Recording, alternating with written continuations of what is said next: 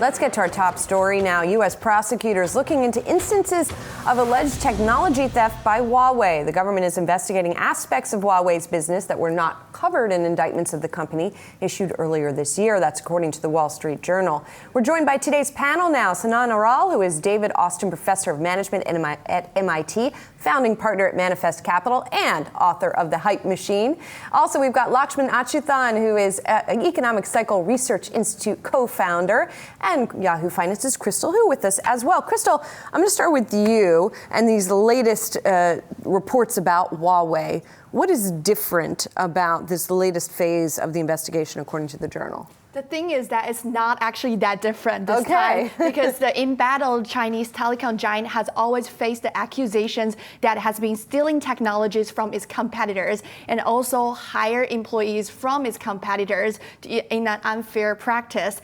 And it has a track record on the course for doing that because we have heard of accusations from U.S. companies from Cisco to T-Mobile. Actually, we interviewed the Huawei CEO in July and we confronted him on the issue. Here is what he had to say. First of all, when Cisco sued Huawei, it was the first time we experienced such a large judicial case. When the Stanford University professors compared codes, all of ours are filed and well documented. The total number of code we had at that time is more than 2.2 million lines. The amount of code in Cisco is more than 20 million lines. Who is copying whom? Secondly, during the code comparison, 1% of the codes have coincidence. This 1% coincidence is also contingent and partly due to open source. We settled the claim, but if we were to keep pushing the case, it was false accusations. Settling was acceptable to us.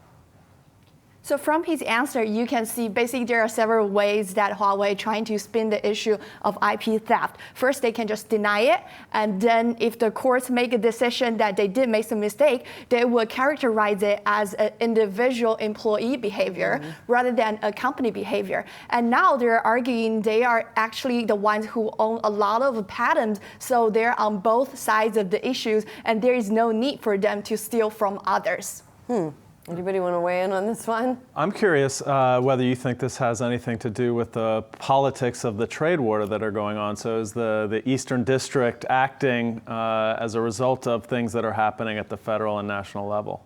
I think that's a question a lot of people are wondering, right? Because Huawei has facing so many lawsuits right now, and it's in between of so many issues. First, we got this U.S.-China trade war, and then President Trump actually implied that it could be using Huawei as a leverage in negotiation with China. And then you have this national security concerns against the Huawei, and now you have this technology theft. And you have to ask, like, what's the real issue here? And if Huawei does make some illegal behaviors, is it okay to put them in between the trade negotiation as a leverage for President Trump? Right, exactly. If the whole basis of some of the allegations broadly against China is that there's IP theft, and then you say, well, this instance is okay, we're going to make this go away in order to get the trade deal done, that could be problematic, one would imagine. And then furthermore, they said security threat, right? So if it's a security threat, you can't really say that and have it as a bargaining chip. Either it's one or the other, right?